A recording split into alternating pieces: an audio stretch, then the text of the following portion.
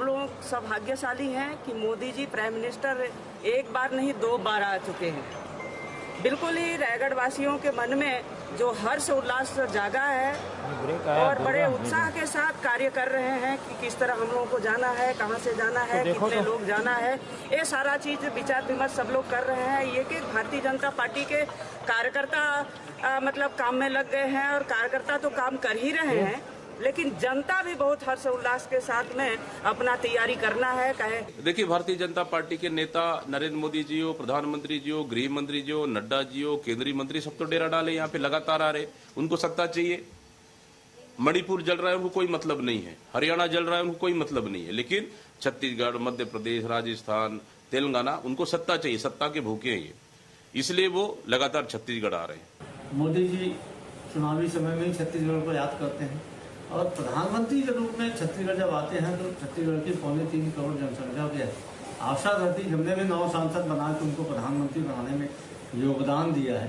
छत्तीसगढ़ के लिए कुछ करें, छत्तीसगढ़ के लिए कोई घोषणा करें, लेकिन यह दुर्भाग्यजनक है कि राज्य सरकार को पूछने के अलावा मोदी जी कुछ नहीं करते। अब मोदी जी की सरकार तो लगातार छत्तीसगढ़ के हितों के खिलाफ निर्णय लेती है।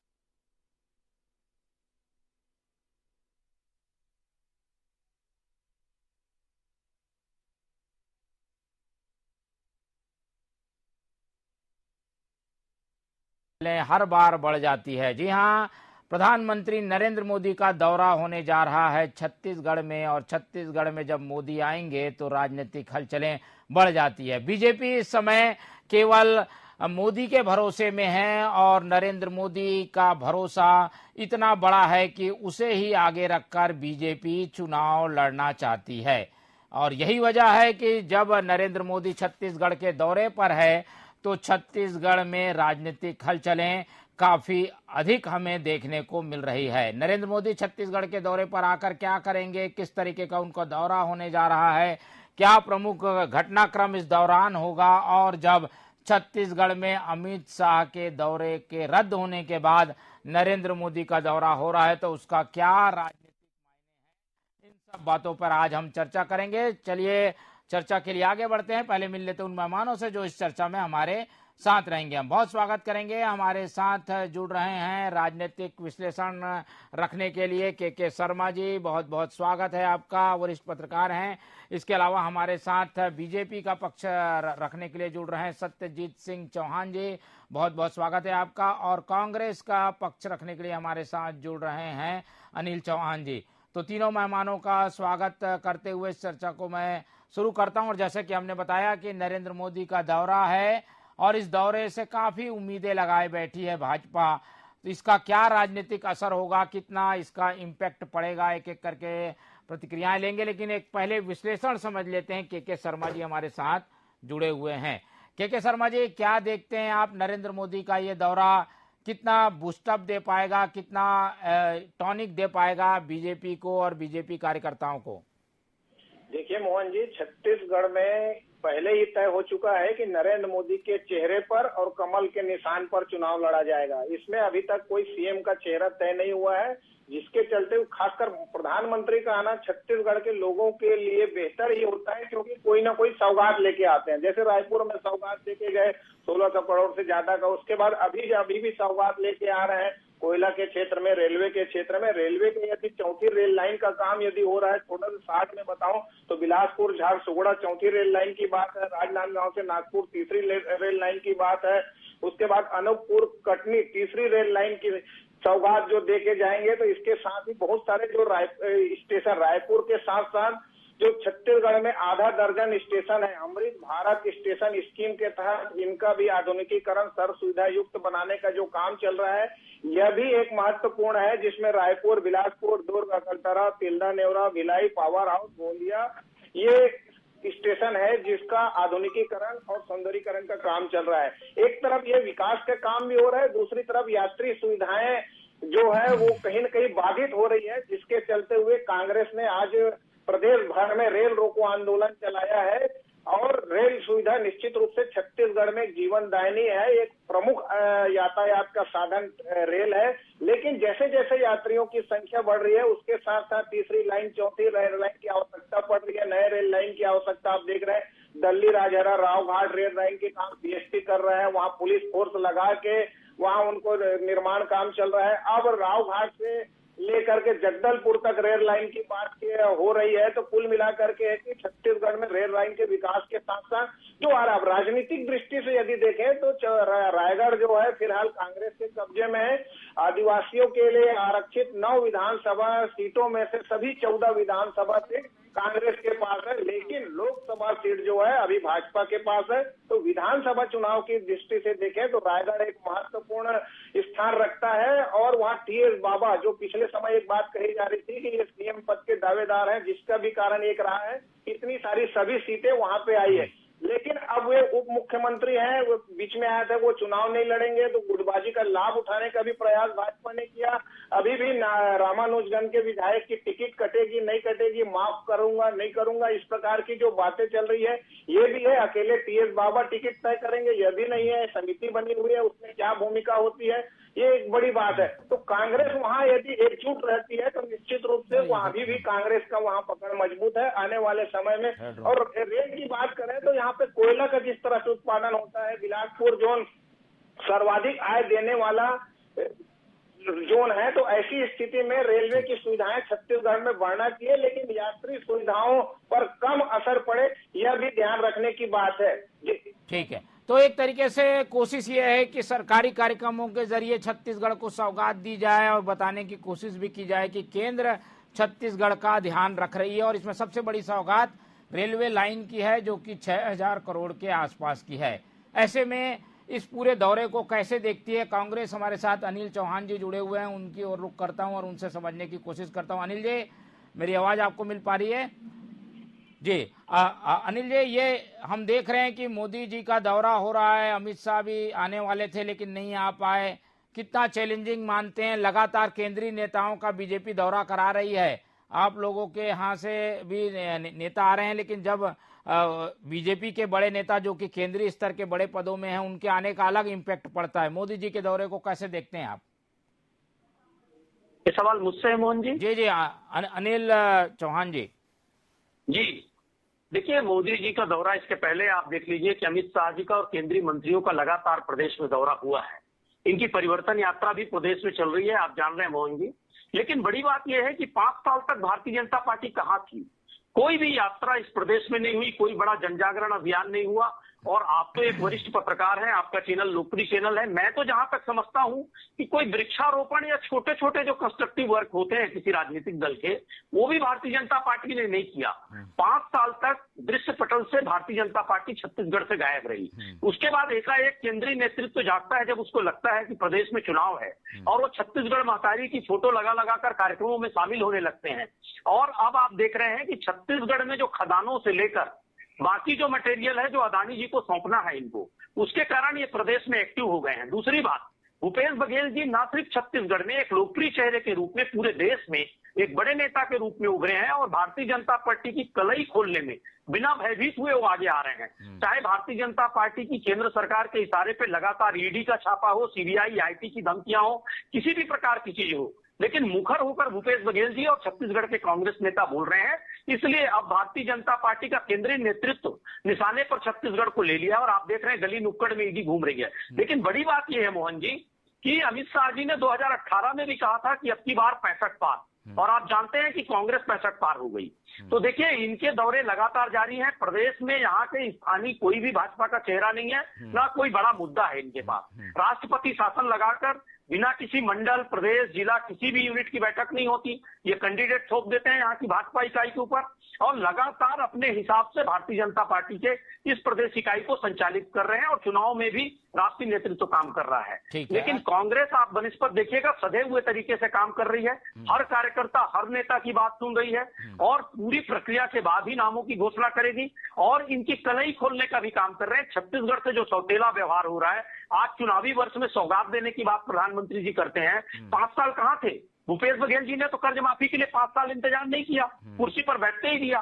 तो छत्तीसगढ़ जो सर्वाधिक जोन लाभ देता है, वहां रेलवे के 68,000 फेरे बंद हो जाना, यहाँ की खदानों से लगातार माइनिंग और कोयला आप ले रहे हैं, यहाँ की रॉयल्टी रोक देना, यहाँ बारदानों पे राजनीति करना, छत्तीसगढ़ से सौतेला व्यवहार करना, और छत्तीसगढ़ के भारतीय जनता पार्टी के 9 सांसद, पूर्व मुख्यमंत्री सब मौन रहते हैं।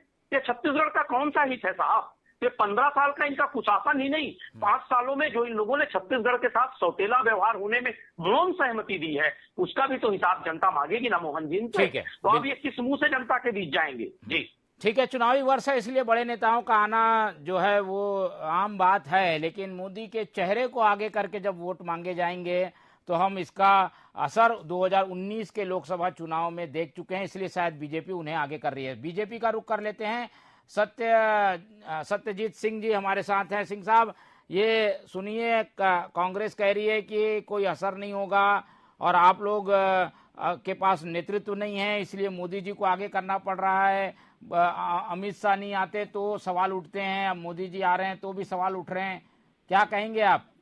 देखिए भाई साहब, पहले तो मैं चैनल को बहुत बहुत हार्दिक और शुभकामनाएं देता हूं जुड़ने के लिए, सभी को नमस्कार जी। और साथ में कहना चाहूंगा कि ये सब बौखलाए हुए हैं। जब हमारे गृह मंत्री जी आते हैं तब भी इन लोगों के पेट में दर्द होता है। छत्तीसगढ़ में आते हैं, रायपुर में 2-2, 3-3 बार आए, तब भी इनके पेट में दर्द हुआ। और कल नहीं आने के बाद भी हमारे शीर्ष नेतृत्व में इतने नेता हैं हमारे संगठन में, भाजपा इतने बड़े नेताओं को सामने रखकर वो कर रही है। हमारे प्रधानमंत्री जी को ले लिए, नाम से लोग यहाँ पर प्रधानमंत्री जी के नाम से ही वोट देंगे।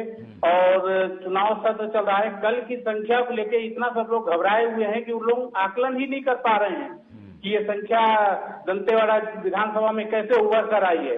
और हम 9 वर्ष जो हमारे मोदी जी के कार्य हैं उसी को लेके हम धरातल पे जा रहे हैं। और जो हमारा 15 साल अच्छा काम हुआ, चाहे शिक्षा हो, स्वास्थ्य हो, पानी हो, सुविधा, कोई भी सुविधा को लेके सबसे बड़ा काम हुआ है। और ये कांग्रेस अभी 5 साल में क्या करके दिखाई, एक भी चीज को सामने रख दे और आगे क्या करेगी वो जनता यहाँ पर बताएगी। ये लोगों ने कभी भी धरना में अगर जनता को बुलाया है तो झूठ बोलकर बुलाया है। और कल जो हमारी संख्या आई थी, कोई झूठ नहीं, सब समर्पित भाव से उन लोग उभरे हुए सब ग्रामीण यहाँ पर आए थे। और 25 से 30 हजार से ऊपर भीड़ थी लगभग। कोई नहीं बोल सकता है कि सब घबराए हुए हैं। और भाजपा जो है अभी तो 20-21 सीट का घोषणा की, उसी में कांग्रेस बौखलाई घूम रही है। और आगे तो और बौखलाएंगे, अभी तो और घोषणाएं होंगी तो पता नहीं क्या होगा कांग्रेस का। यहाँ हम लोग बढ़ चढ़कर हिस्सा ले रहे हैं और सीटें अधिक से अधिक आएंगी, सरकार भी बनेगी। और दंतेवाड़ा में भी हम चुनौती देते हैं, एक तरफा भाजपा यहाँ पर निकालेगी। वो ये कह रहे हैं कि 4 साल आप लोग आते नहीं है, अचानक से चुनावी साल में आते हैं। मोदी जी क्या चुनाव के लिए हैं क्या?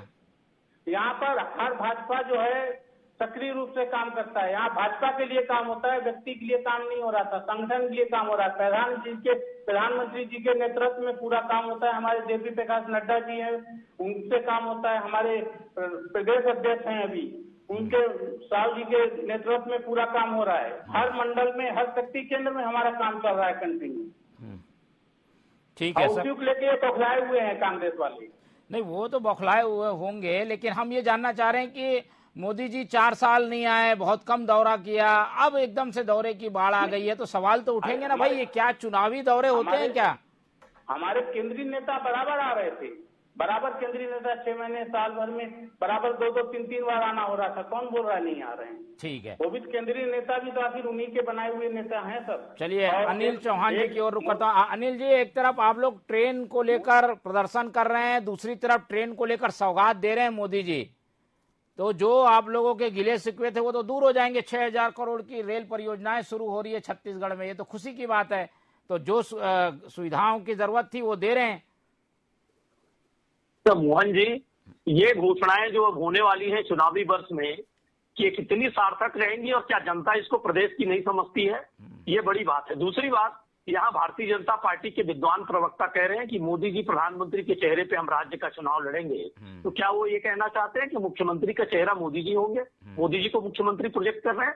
संघीय व्यवस्था में इतने विद्वान पत्रकार आपके चैनल पर, एक लोकप्रिय चैनल पर के शर्मा जी बैठे हैं, आप बैठे हैं, वहां माननीय प्रवक्ता महोदय हमको ये बता रहे हैं कि संघीय व्यवस्था में राज्य का चुनाव मोदी जी के चेहरे पर लड़ा जाएगा। हमारे पास कोई चेहरा नहीं है प्रदेश में, वो इनडायरेक्टली ये कहना चाहते हैं। तो देखिए, 5 सालों तक भारतीय जनता पार्टी जितने टुकड़ों में बटी है और आज इनके पास प्रदेश में कोई नेतृत्व नहीं है। और एक बहुत सूक्ष्म बात अगर मैं करूं या बारीकी से एक बात कहूं तो आप देख लीजिए, पूरे देश में मोदी जी ने और अमित शाह ने कोई चेहरा उभरने नहीं दिया है। एक योगी जी को आप छोड़ दीजिए अपवाद में, तो कोई भी चेहरा इन्होंने नहीं उभरने दिया। ना राष्ट्रीय राजनीति में इनके केंद्रीय मंत्रियों के 5 लोगों के नाम खुद भारतीय जनता पार्टी के प्रवक्ता को मालूम नहीं होंगे। और प्रदेश में तो पूरा तहस नहस हो गया है साहब। और प्रदेश में इनके 15 सालों का कुशासन आप देख लीजिए, इतनी बुरी तरह कुशासन रहा कि पूरे प्रदेश में नक्सलवाद, कमीशन खोरी, स्कूलें बंद हो जाना, चीट फंड कंपनियों का आना, झलियामारी हो जाना, नसबंदी के नाम पर माताओं बहनों की जान जाना, चंद सिक्कों के लिए गर्भाशय बिक जाना, कौन सा कांड नहीं हुआ इस प्रदेश में।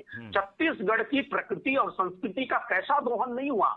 आज आप देखिए छत्तीसगढ़ की संस्कृति और प्रकृति का विकास हो रहा है, हर वर्ग का विकास हो रहा है, बेरोजगारी दर सबसे निम्नतम स्तर पर है पूरे हिंदुस्तान में, रोल मॉडल बना हुआ है छत्तीसगढ़ पूरे देश में। और मोदी जी अब चुनावी वर्ष में आके वो 15 लाख और अच्छे दिन और 2 करोड़ नौकरियों की तरह नया नया जुमला यहाँ देकर जाएंगे। क्या प्रदेश की जनता नहीं समझती? और मोहन जी, रेलवे को आंदोलन क्यों नहीं होगा? सर्वाधिक लाभ देने वाला रेलवे जोन क्या अदानी जी को सौंप दिया जाएगा? क्या सिर्फ उनकी मालगाड़ियां चलेंगी? पैसेंजर ट्रेन 68,000 बंद हो जाती है। रक्षाबंधन और तीजा जैसे बड़े बड़े त्योहार होते हैं और ये हिंदूवाद की बात करते हैं। सारे त्योहारों पे ट्रेनें बंद है। हमारी माताएं बहनें हमारे पास राखी बांधने नहीं आ पा रही हैं, हमारे युवा दूसरे जगह जा नहीं पा रहे हैं, लोग एक दूसरे से संपर्क नहीं कर पा रहे हैं। इतनी बड़े पैमाने पर कभी हिंदुस्तान के इतिहास में किसी प्रदेश के साथ दोहन और शोषण नहीं हुआ होगा। हिंदुस्तान में सिर्फ रेलवे को चंद अरबपतियों के लिए चलाया जाएगा क्या?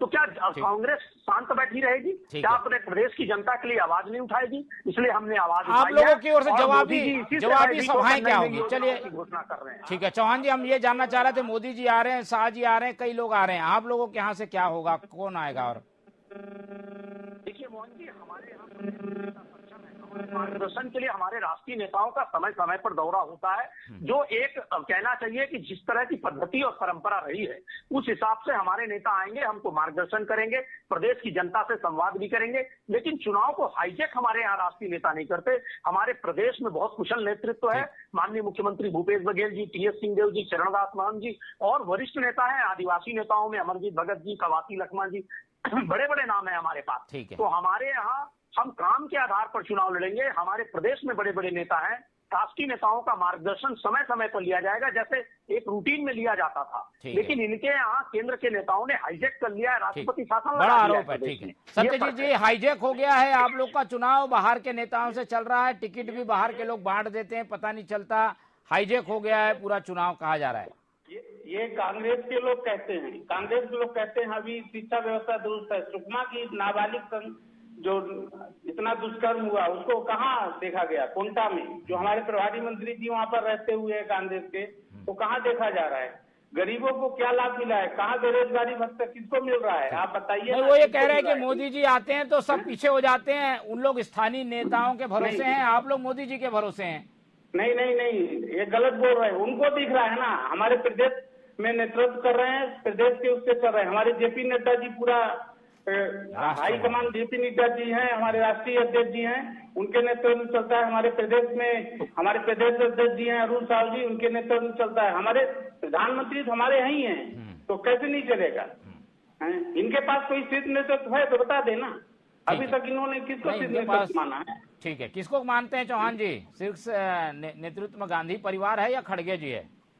वही बता रही है। देखिए हमारे राष्ट्रीय अध्यक्ष मल्लिकार्जुन खड़गे जी हैं और निश्चित रूप से जिस गांधी परिवार ने इस देश के लिए कई पीढ़ियों से कुर्बानी दी है, हम किसी रंगा बिल्ला के अनुयायी नहीं है, हम नाथूराम गोडसे के अनुयायी नहीं है। जिस परिवार ने देश के लिए शहादत दे दी, जिस परिवार ने गोलियां खाई, जो परिवार बम से उड़ाया गया, जिस परिवार ने प्रधानमंत्री जैसा पद 2 बार ठुकराया, हम उस परिवार के नेतृत्व को अगर स्वीकार करते हैं, जिनके ब्लड में इस देश के लिए शहादत का खून है, उसको हम स्वीकार करते हैं, तो उसमें बुराई क्या है? मैं तो बहुत छोटी सी बात कहूंगा मोहन जी, हमारे जिले में, हमारे बिलासपुर में, रायपुर में जो स्वतंत्रता संग्राम सेनानी है, हम उनके बच्चों का भी सम्मान करते हैं बुला बुलाकर। अब वो नहीं रहे तो उनके प्रतीक स्वरूप उनको सम्मान करते हैं, ताकि देश में एक पेट्रियोटिज्म की भावना जाए। हम इनकी तरह नाथूराम गोडसे को नहीं पूछते। और हमारे यहाँ छत्तीसगढ़ में स्थानीय नेताओं का हम इसलिए मानते हैं कि संघीय व्यवस्था में किसी भी राज्य में किसी भी राष्ट्रीय राजनीतिक दल हो, वहां क्षेत्रीय नेताओं का महत्व होना जरूरी है, क्योंकि वो नेतृत्व करते हैं, वहां की संस्कृति को समझते हैं, वहां की प्रकृति को समझते हैं, वहां की समस्याओं को समझते हैं, वहां की पीड़ा को समझते हैं। राष्ट्रीय नेतृत्व का व्यक्ति रोज छत्तीसगढ़ नहीं आ सकता, यहाँ के लोगों की पीड़ा को नहीं समझ सकता। इसलिए हम चाहते हैं कि किसी भी दल में राज्य के नेताओं को नेतृत्व होना चाहिए। पर विद्वान प्रवक्ता जी कह रहे हैं हमारे यहाँ जेपी नड्डा हैं, मोदी हैं। अरे भैया, राज्य में कोई चेहरा क्यों नहीं है आपके पास? और मोदी जी और नड्डा जी भी अब बेनकाब हो चुके हैं। इस तरह से आएंगे इस सवाल में आएंगे, लेकिन के शर्मा जी से, ठीक है, के शर्मा जी से एक विश्लेषण हम समझ लेते हैं। शर्मा जी, मोदी जी के चेहरे की वजह से क्या छत्तीसगढ़ में बीजेपी के बाकी नेता दब गए हैं और मोदी जी का ही चेहरा अब आगे करके वोट लेने की कोशिश में, जुगत में बीजेपी है? क्या ये रणनीति सफल होगी छत्तीसगढ़ में? मोदी जी का चेहरा आप देख रहे हैं, 10 साल से प्रधानमंत्री हैं और उनकी अपनी छवि है, राष्ट्रीय छवि की बात करें, उनके नाम पे छत्तीसगढ़ नहीं, हर राज्य में लोकसभा चुनाव में तो वोट मांगते ही मांगते हैं।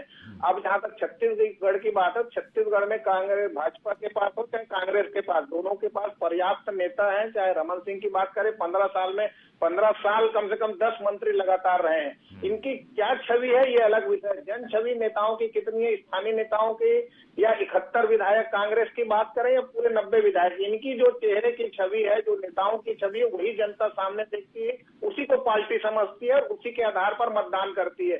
चाहे उनके कार्यशैली की बात करें, जो योजनाएं बनाते हैं उसके क्रियान्वयन के, छत्तीसगढ़ की जनता जो योजनाओं के आधार पर, क्रियान्वयन के आधार पर, घोषणा पत्र के आधार पर मतदान करती है, मुद्दों के आधार पर मतदान करती है। एक बेहतर घोषणा पत्र, जन घोषणा पत्र के आधार पर सभी वर्गों को साधने का जो प्रयास भूपेश सरकार या कांग्रेस ने किया है, जिसका परिणाम अभी 71 विधायक है। भाजपा अभी जो घोषणा पत्र बाकी है, लेकिन उनके नेता लगातार भ्रष्टाचार, वादा खिलाफी, तमाम विषयों को लेकर जो जनता के बीच जा रहे हैं, उसमें महंगाई, बेरोजगारी, भ्रष्टाचार, ये तमाम विषय जनता के बीच है। इसके साथ ही जो रेलवे की सुविधा की जो अभी बात आ रही है, आज के सब्जेक्ट में बात करें तो छत्तीसगढ़ में 245 गाड़ियां चलती है। इससे पता लगाया जा सकता है कि यहाँ यात्री ट्रेनों का कितना महत्व है। 200 मिलियन टन से अधिक यहाँ पे माल गाड़ियों से कोयला और अन्य उत्पाद लौह अयस्क चले जाते हैं छत्तीसगढ़ से। छत्तीसगढ़ जो रत्न गर्भा है, उसको कितना मिल पाता है छत्तीसगढ़ को, उसके हिस्से का कितना मिल पाता है, ये महत्वपूर्ण है।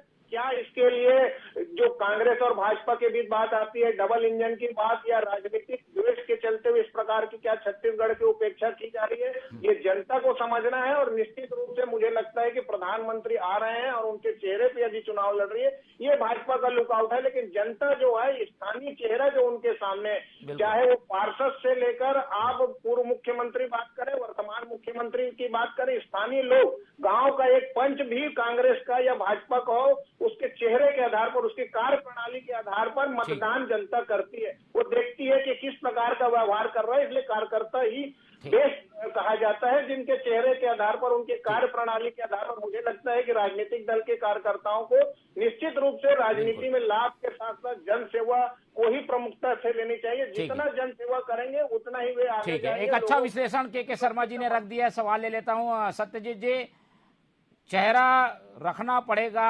स्थानीय, तभी तो वोट देंगे, और शासन जो है स्थानीय नेतृत्व को करना है, मोदी जी को नहीं करना है। लोकसभा के समय में उनका चेहरा काम आएगा, लेकिन बार बार उन्हीं के चेहरे को आप लोग आगे कर रहे हैं। क्या स्थानीय नेतृत्व कमजोर है क्या छत्तीसगढ़ में? छत्तीसगढ़ में हमेशा भाजपा चुनाव लड़ी है और अंतिम व्यक्ति तक जाकर हम शक्ति केंद्र और मतदान केंद्र के बूथ अध्यक्ष और सचिव के माध्यम से चुनाव लड़ते हैं। हमारा हर कार्यकर्ता जो भाजपाई कार्यकर्ता ही चुनाव लड़ जाता है और हर कार्यकर्ता ही चेहरा रहता है हमारा। हम शक्ति केंद्र के अंतिम व्यक्ति जो बैठा रहता है, अंतिम व्यक्ति तक पहुंच के और योजनाओं का लाभ देते हैं। जो भी अभी कांग्रेस कर रही है, उनकी भी योजनाओं का लाभ जो है ना, उनको दिख रहा है। अनिल जी, काफी चेहरे हैं और सभी इस चेहरे के सामूहिक नेतृत्व में बीजेपी चुनाव लड़ रही है। आप लोगों के यहाँ भी तो सामूहिक नेतृत्व की बात हो रही है, इसमें गलत क्या है फिर? देखिए, भारतीय जनता पार्टी, कांग्रेस को सोचना है ना, भाजपा को ठीक है। ये अनिल जी जवाब पार्टी हो गई है। भारतीय जनता पार्टी अब व्यक्तिवादी पार्टी हो गई है।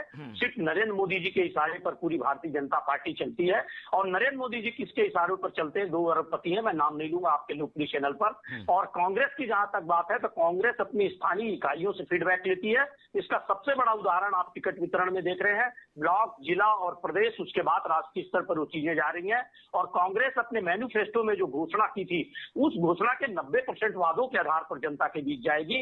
और हमारे लोकप्रिय मुख्यमंत्री जी और हमारे जो दूसरे बड़े नेता हैं, उनके सामूहिक नेतृत्व में चुनाव लड़ेगी। और आप देखिएगा मोहन जी कि जनता इस बार 2023 की विधानसभा ही नहीं, 2024 में भी इनकी छद्म राजनीति को उखाड़ फेंकेगी और मुद्दों के आधार पर चुनाव होगा। भूपेश बघेल जी ने, कांग्रेस ने अब किसानों पर केंद्रित कर दिया है राजनीति को, छत्तीसगढ़ के वनांचल पर केंद्रित कर दिया है, हर वर्ग पर केंद्रित कर दिया है, जिसको कभी पूछा नहीं जाता था।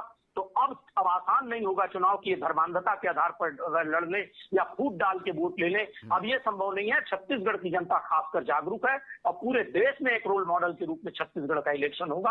आप देखिएगा 2023 में भी और 24 में भी। और भारतीय जनता पार्टी का चलिए, हमें तो इंतजार रहेगा, बिल्कुल इंतजार रहेगा। और कांग्रेस 2023 में ही आप चुनाव ले लीजिए, पहले 2023 से 24 का तो बात करेंगे। 23 में क्या होने वाला है इस पर हमको इंतजार करना होगा। निगाहें हम बनाए हुए हैं और कांग्रेस जैसे कि भूपेश है भरोसे के नारे पर चल रही है, वैसी बीजेपी ने भी मोदी पर भरोसा जता दिया है। मोदी से मुकाबला होगा तो क्या सिनारियो बनेगा, किस तरीके के समीकरण होंगे, इस पर हम समय समय पर चर्चा करते रहेंगे। आज समय कम है इसलिए चर्चा यहीं खत्म करते हैं। अनिल चौहान जी हमारे साथ जुड़े, बहुत बहुत धन्यवाद। हमारे साथ सत्यजीत सिंह जी थे, उनका भी बहुत धन्यवाद। और के शर्मा जी ने अपनी कीमती राय रखी, उनका भी बहुत धन्यवाद। तो तीनों मेहमानों का धन्यवाद करते हुए इस चर्चा को यहीं खत्म करेंगे। और जैसा कि हमने बताया कि नरेंद्र मोदी जी के दौरे को लेकर काफी राजनीतिक गतिविधियां तेज हो गई है। इससे छत्तीसगढ़ में और नए समीकरण बन रहे हैं, उस पर निगाह हमारी बने रहेगी। समय समय पर हम आपको अवगत कराते रहेंगे। फिलहाल मुझे दीजिए इजाजत, आप लोग देखते रहिए टीवी 24। नमस्कार।